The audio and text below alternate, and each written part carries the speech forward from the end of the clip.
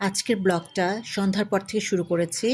তো সন্ধ্যা হলেই কেমন যেন খিদে পায়। যে রোজার পরে একটা অভ্যাস হয়ে গেছে। রোজার মধ্যে যে সন্ধ্যার সময় ইফতারটা করতাম, ঠিক সন্ধ্যার পর আমার প্রচুর খিদে পায়।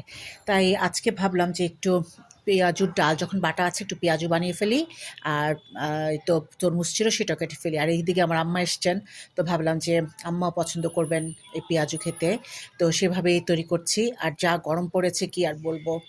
বেশিক্ষণ রান্নাঘরে থাকাও যাচ্ছে না। তো ঝটপট করে আমি পেঁয়াজুর ডালটা নামিয়ে রেখেছিলাম আগেই। তো পেঁয়াজু ডালের সাথে পেঁয়াজ কুচি, কাঁচামরিচ কুচি, ধনেপাতা সবকিছু দিয়েই দেন পেঁয়াজুর জন্য রেডি করছি। একটু হলুদের গুঁড়ো দিব, একটু মরিচের গুঁড়ো দিব। পেঁয়াজু যেভাবে বানাই। তো পেঁয়াজু ভাজতে আমি কিছু আপুর প্রশ্নের উত্তর দিব। তো অনেক আপু আমাকে জিজ্ঞেস করেন, "তুমি যে কনটেন্ট দিচ্ছ, ভয়েস দিচ্ছ, কিভাবে দিচ্ছ?" অনেকে বলে যে আমার ভয়েস সুন্দর না, সুন্দর করে কথা বলতে পারি না, কি ভয়েস দিব? প্রথমেই বলি তোমার যেকোনো কনটেন্টে তোমার নিজের ভয়েসটা খুবই গুরুত্বপূর্ণ। নিজের ভয়েস যেমনই হোক সেটাই ভালো। নিজের ভয়েস অনেক সময় নিজের কাছেও ভালো লাগে না। আমারও কিন্তু আমার ভয়েস অনেক সময় ভালো লাগতো না। তারপর দিতে দেখবে যে বলার স্টাইল, টেকনিকও তুমি শিখে যাবে।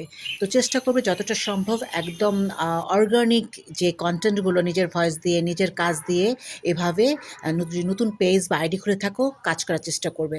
আস্তে দেখবে সব ঠিক হয়ে যাবে। প্রথম আমার অনেক সমস্যা হতো।